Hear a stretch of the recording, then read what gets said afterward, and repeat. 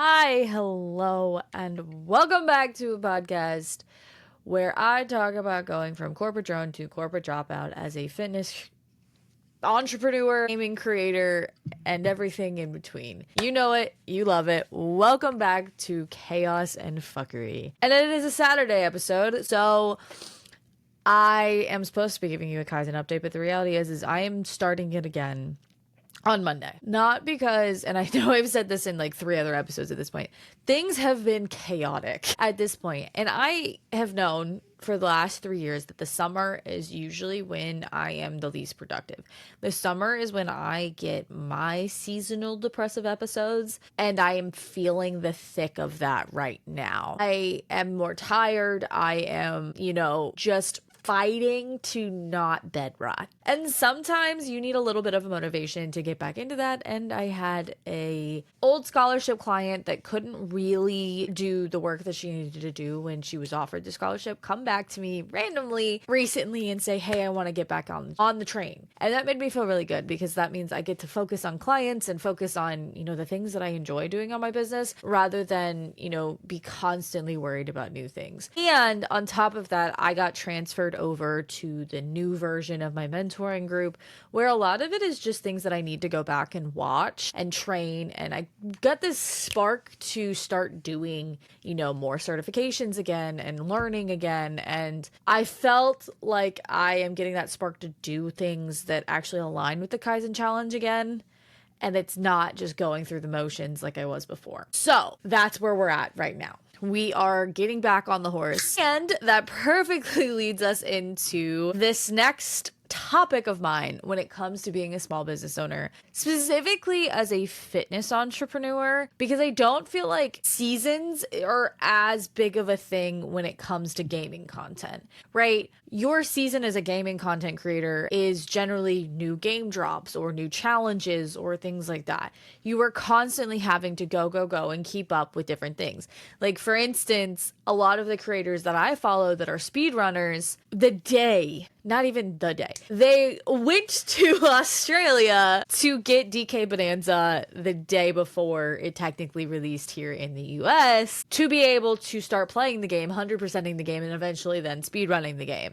Because they have to be the first to the game. Unless they're doing some sort of gimmick or speedrunning or things like that. You kind of have to be first to the channel, if you will, when you're planning on creating a video of just your casual playthrough of a new game. If there's no gimmick to it and you're not first, unless that game has a giant fan base, and that's true even for Nintendo. Like, right, I played Super Mario Odyssey, it came out in 2017, so 8 years after it came out, and that video still is one of my higher performing videos. Games do have cult-like followings, which makes it so that you don't really have seasons. And busy season is then dictated by your own schedule rather than by clientele coming in faster or sales busy seasons. So there's that. I don't really have a busy season with content creation on the gaming side, but I do have a busy season when it comes to content creation on the fitness side. And it's not just content creation, it is clients,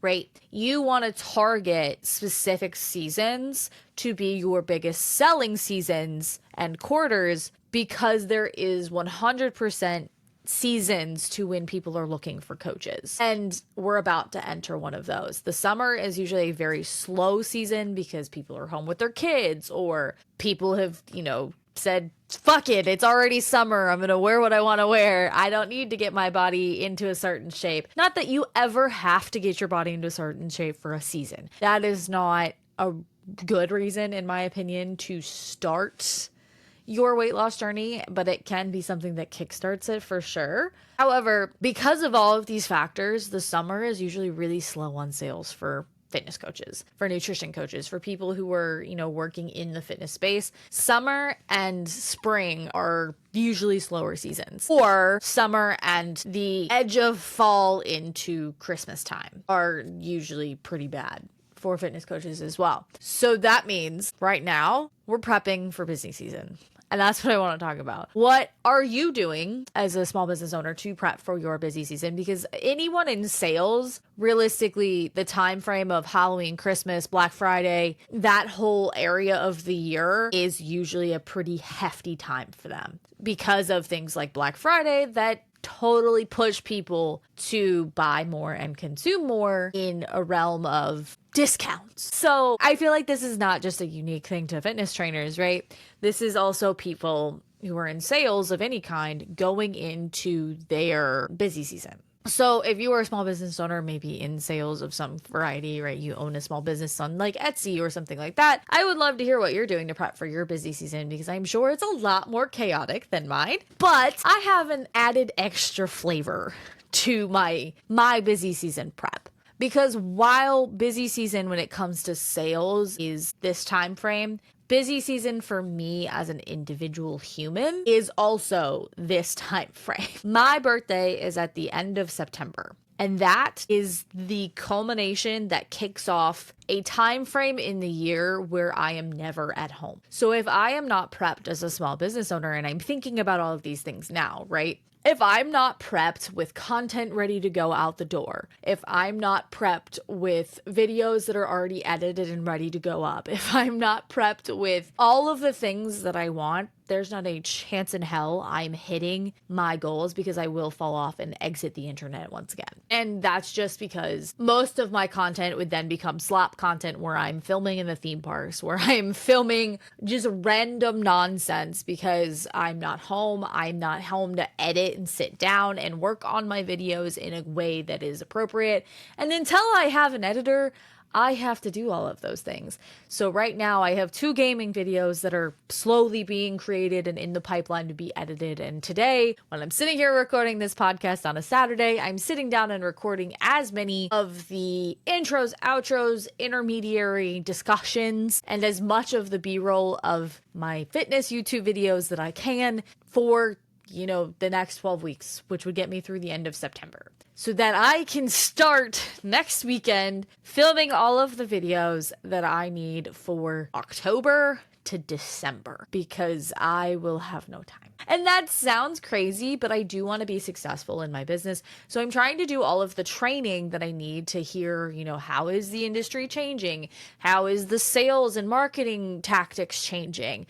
Because it is obvious that in the algorithm world right now, even in my own content currently, that non-edited, at least on TikTok, I don't feel the same as much on YouTube, but the non-edited, more real and raw style video is doing better on TikTok currently than, a voiceover or a, caption slop. I think those videos are slop.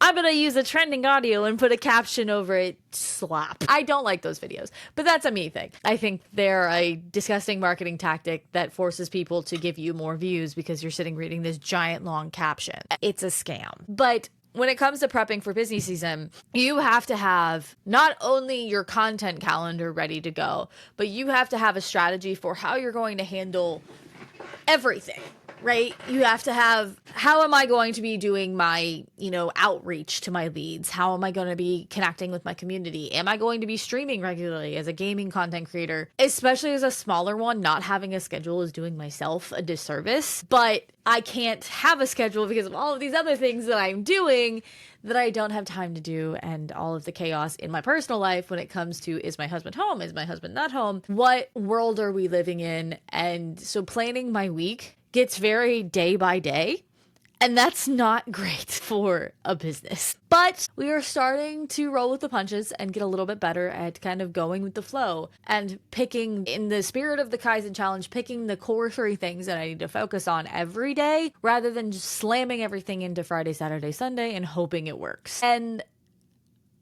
I am struggling a little bit because I still have all of these trainings and things that I need to go back and do. And I can't watch a training, record a video, watch a training, edit a video, all at the same time. And I like to multitask, but I don't pick up on the training if I am watching a training and editing a video at the same time. So I think really one of the only things I could do while I'm listening to a training is maybe work on thumbnails, work on scripts, work on things like that are less involved with my auditory processing. But finding that balance between all the things that I need to work on for business, all the things that I need to work on for personal, all of the things that I just as a human want to work on is hard. And going into busy season, I want this to be a busy season that I'm actually successful with.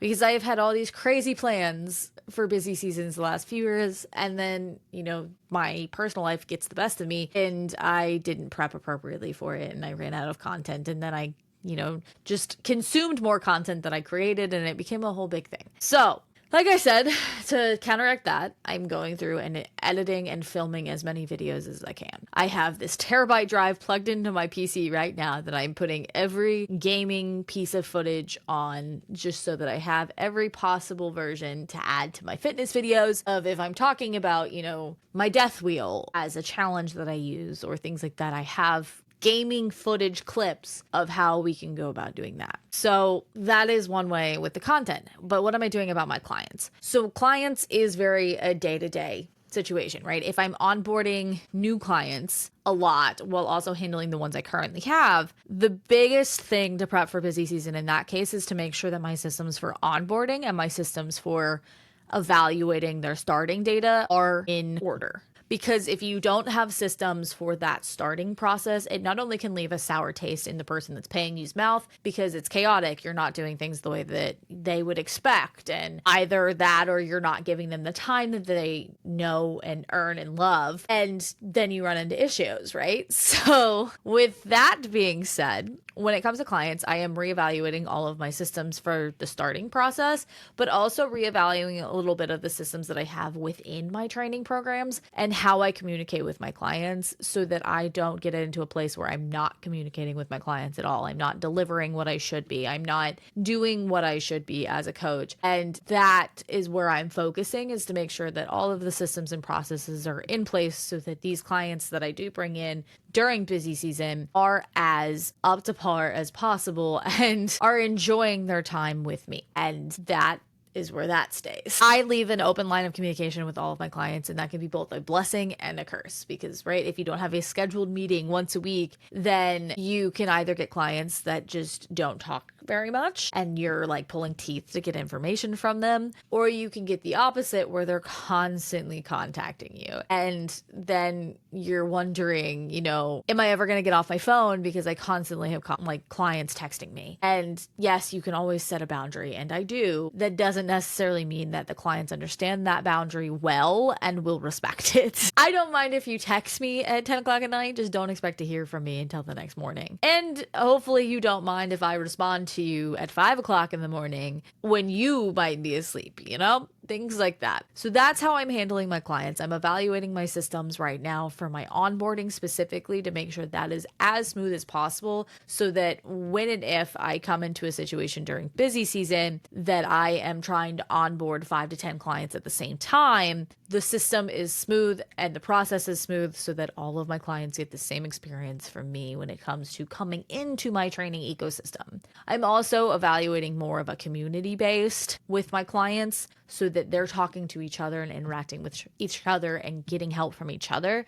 rather than just me. And that's what the Discord's for. You can join the Discord completely for free, but all of my clients also have a special spot in the Discord that only my clients will be added to so that they all can chat and talk to each other and figure out things within the own community and not just rely on me. That's clients, that's content. What else am I doing for busy season to prep for me personally, right? I am a human in this busy season thing. One thing I really have to consider when I'm going into busy season for work, my training, my situation, right? How much I'm taking on outside of the business, outside of my 9 to 5, has to be contained. And there are a certain amount of events between the months of September and December that I know I attend and that I have to plan into my schedule when it comes to my training, my nutrition, everything else, because these events also involve a lot of adult beverages and food of the delicious variety. So in order to keep on track with my own training, I am also going to step down a lot of my heavy resistance training and do a lot more light work, probably a lot more VR, just because it's something I can pick up quickly at home, and then rely a lot on my days at the theme parks, my 10 to 20,000 step days, to cover the activity of that day that I'm at the park. I am not going to be pulling double duty because that would exhaust me. And I have to tailor my training programs, not only to videos that I'm planning on doing, because I'm doing videos like following an esports routine for a week, or I spend my entire week on a walk pad. Will I go to a gym and weight train if I'm spending my entire day walking, working? Anytime I'm in this office, I will be on that walk pad? No, I'm not. So those are the things that I really have to think about as I'm creating my content calendar and creating my schedule for busy season right now. I'm going to have to tailor my training when I write my own training programs to that scenario. Instead of maybe 3 days, we take it down to 2, or 1 day at home, 1 day in the gym, so that we have plenty of room to not only sit down and do the work that I need to do here at home, but also make sure that I'm not overtraining my body, but still seeing results and still doing the things I need to do physically to walk the walk as a coach, right? I can talk the talk all day, every day, but if I'm not walking the walk, right? I'm not living my own teachings. Why would you even bother to hire me, you know? So that is busy season prep in a nutshell. As a fitness coach, your biggest thing is going to be making sure that your systems are set up and that you do not take on more clients than you can handle. You should have a number in mind, and I do for my business, of how many clients you can handle given your current workload. And that is different for everybody, right? That, for me, who's someone who's still working a 9 to 5 on top of my business building, is a lot less than what it would be if I was running my business full time by myself. So that's a balancing act that I have to kind of play with. As much as I would love to take on 30 clients, I probably can't take on 30 clients while also still working full time. That would be a nightmare. So those numbers also need to ebb and flow and be reevaluated with each quarter to really, really figure out busy season and how that plays in. Because to some, busy season, you might not even have more than 1 or 2 spots on your roster, and you don't need to do a lot of work with busy season for once. It really is dependent on the current state of your business and, where you're at, obviously. So with the fitness coach side, it is a lot more variable, I think, than something like gaming,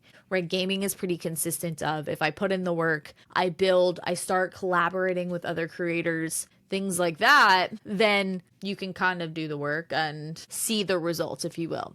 And the thing is for me, I would love to, shoot my shot with some of these bigger SMO creators as a coach, offer them free coaching or something like that, because I love them as creators, but also it helps, from a business perspective, me. But I am so nervous to be like, hi, I'm going to send you an email saying I am a frequent lurker in your chats. Yeah, that seems so creepy and weird. And I know people do it all the time, because I'm pretty sure that's how, this creator I watch, his name's Morph, he started to become a big, like, an almost needed entity, if you will, to the whole SMO ecosystem. And it kind of blends weird different groups of SMO creators together when he does some of his weird challenge things like GeoGuessr and Taskmaster. So I would love, and like, I've seen a lot of the SMO creators talk about, wanting to get fit again, or work, like trying to work with their nutrition and things like that. And this isn't an uncommon theme amongst any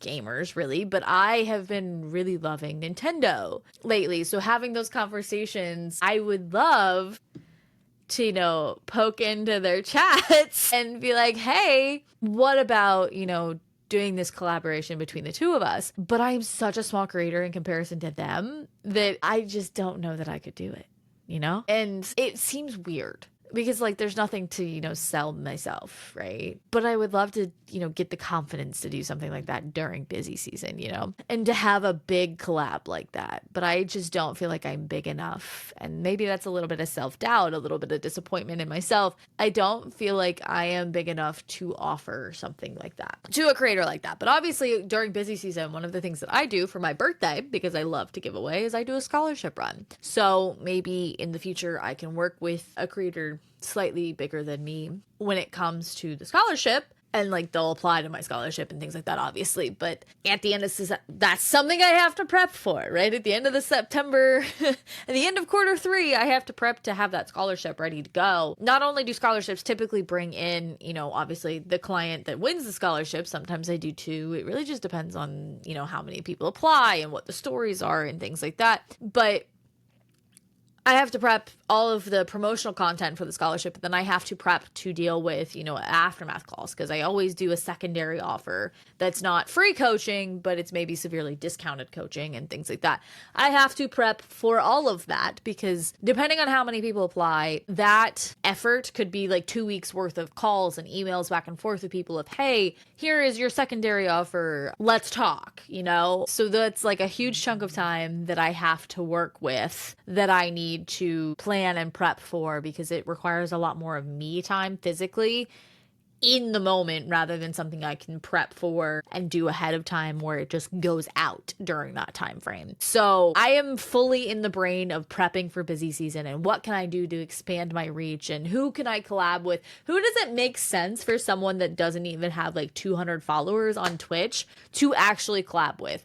Because I do genuinely feel like shooting my shot with someone who just got partnered and has like close to 100,000 subscribers on YouTube is just not the place, especially when I just do nothing but lurk in their community currently. Anyways, I am actively trying to kind of build my connection with gamers again, and that is hard. I am a perpetual lurker when it comes to my interactions with people on Twitch and my interactions with communities at large. I am a perpetual lurker and it is hard as shit to get up and find myself joining all of these other communities because at the same time, right, these smaller creators that are more my size are streaming generally at the same time that some of my favorite large creators that is just an entertainment thing for me are streaming. So it's hard for me to, let me go be an active chatter in this person's stream. It's all business and I'm trying to not make it all business because being a part of a gaming community is, yes, part of my business strategy, but also just a part of who I am. And I don't want it all to blend. I don't want everything I do to become a business idea.